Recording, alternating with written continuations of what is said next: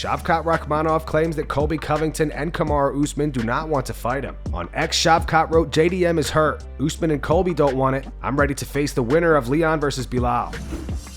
Last night, Dominick Reyes snapped his 4-fight losing streak. Dominick defeated Dustin Jacoby via KO in the first round. At the post-fight press conference, Dominick explains how he was feeling coming into this fight off 4 losses. Was there ever a point in your career where you were like, man, I don't know if I'm ever going to be able to climb that ladder again? I guess that could be said with the lightweight division, because it's a little different. With my division, it's couple good performances, show the world who you are, do your thing, and you're right back in the conversation, you know. So it was never like, oh, I'll never get back to the title, because I know who I am and I know what I'm capable of. I was just not even believing in myself and doubting everything I was doing. So how can I even win a fight, you know? Can't even win a fight, how am I going to go for a title? So that wasn't even on my mind. It was, you got to win, you got to get back to what made you you. But now you're older, now you're wiser. Now you see things differently, different perspective on the entire game. So yeah, I never was like, oh, I'll never get back. It was just like, I got to focus on now, and then everything else will work itself out.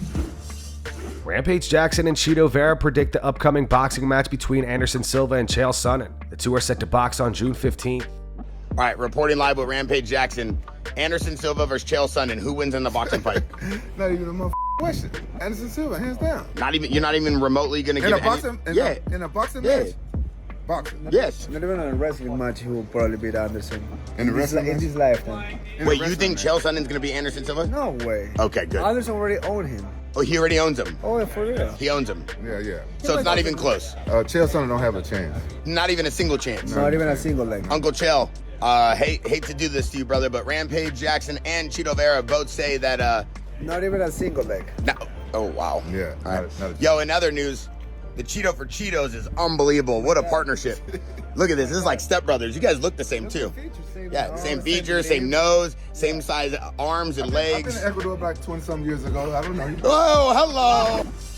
Daniel Cormier and Ben Askren discuss Tony Ferguson fighting Michael Chiesa. Ben says if Paddy Pimblett was able to take Tony down, Michael Chiesa absolutely will. They just keep trying to have them keep losing, because it's like, and that's one of the hard things about when you get really good at fighting, you don't really get to go down too far. Like, they just don't let you. Like, they don't, so, you know, there's 90 lightweights in the UFC. They don't let you go down to number 62, right? They're like, okay, Michael Chiesa. And it's like, well, Michael Chiesa's really good. I mean, he's like in the top 25 fighters in the world. Yeah, he was a top 10 for a while. He's lost a few fights, but he's lost to really good people. Like, he's really good. And so it's like, we need to move Ferguson way further down. Freaking Paddy Pimblett took him down. You don't think Chiesa's going to take him down and punch him in the face for 15 minutes? Goodness. This is ridiculous. Like, for God's sakes, Dana, what are you doing? It has to just be some sort of timing, right? Like, they had probably already told Nick what he was doing, and then Tony gets put on the card, and they're like, well, we don't want to blow up these 2 fights to make 1 fight, because to me, it just seems like it's just such a, it's a handout. It's like it really is a softball. Like, you just pop it up in the air. It's like, hit it. You got these 2 dudes that should be fighting each other. Yes. Sean Strickland posted backstage footage to his Instagram of when he was getting his hands wrapped at UFC 302. In the footage, Sean talks about what would happen if he sparred Dillon Danis. Chris Curtis allegedly sparred Dillon recently and quote-unquote went easy on him. In the caption, Sean wrote, "Getting my hands wrapped to go fight a man, and Chris Curtis is just trying to disappoint everyone in the room. What should he have done?" They went and sparred Dillon Danis, and they were really nice to him. Bro. Hey, it's like beating your. For the record, I was not nice. Chris was nice. I would have took that man to life. If he would have sparred you up, which me and you both know that never would have happened. Yeah. He would have went on Twitter. I just beat the belt off. No, in all fairness, that's deserved though. You guys sparred for real. He you up. Hey, have we sparred for real? He could really for real. I'm like, bro, I'm surprised. I'm not mad at you. You earned that. Yeah. But like, me going in there beating him up like badly and bragging about it, I beat a puppy. Well, you don't brag about beating up. You don't beat puppies, Sean. You're not saying no. You out of control. You don't feel it's like he's beating him up. Like, there was no joy. There was no entertainment. He just wouldn't fight me back, so it was weird. I don't know. He was just coming up. Say, literally in the corner. Dillon fired back in the comments. He wrote, the amount of CTE in the room is insane. Raul Rosas Jr. defeated Ricky Turcios last night via rear naked choke in the second round. At the post-fight press conference, Raul reveals that he had a conversation with Ricky, and he told him that he had a staph infection. Were there any words exchanged between you and Ricky Turcios after? Yeah, I was telling him like, he was telling me I'll respect, and I was like, yeah, I'll respect, and he said that he had the same thing planned, like, tell me it was I'll respect, and I was like, yeah.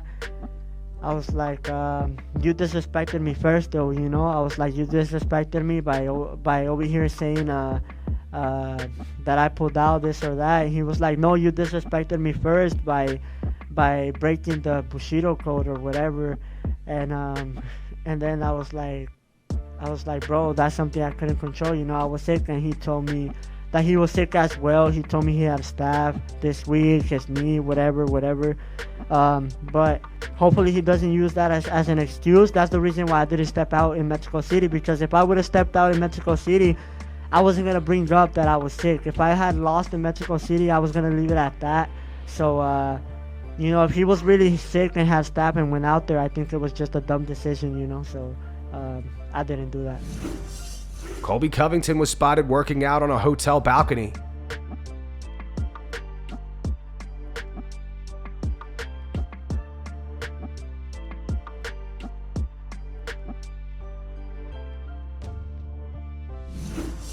Last night, Nasruddin Imavov defeated Jared Cannonier via TKO in the fourth round. However, the MMA community was not happy over the stoppage. Jared Cannonier reposted Ariel Helwani's post on X to his Instagram story. Ariel said, I mean, this is really awful. Watching live, I thought Cannonier lost a mouthpiece or something. He was robbed here. I'd love to understand why Herzog, who is typically solid, made this call. One of the worst in recent memory. Jared also reposted this. It says, BS early stoppage. Jamal Hill says horrible stoppage. Randy Brown says that stoppage was whack.